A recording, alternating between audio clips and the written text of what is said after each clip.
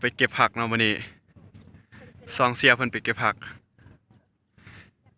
พี่เลอมื้อนี้อ่ะเก็บผักมายุ่งมั้ยเนี่ยไปจักคนสามคนแม่นพุ่นเลยเด้อผู้หนึ่งมันจับกล่องมื้อจับกล่องบ่ฮู้ลงมาลิ้นน้ำเลยแม่สิถ่ายรูปให้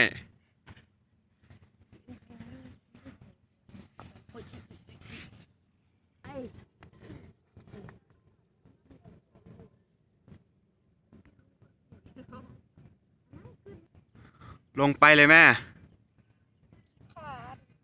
ขี้คานปุ้ยเลยทงตีนปุ้ยเลย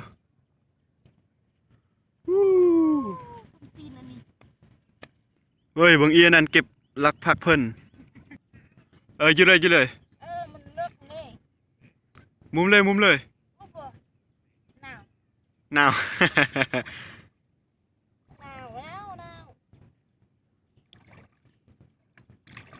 พรอยู่เบิดจัวพรอยู่เบิดจัวมาอยู่เบิดจัวมาสุภักตะ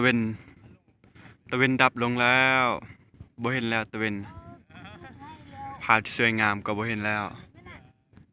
มาปอกเรแล้วนะ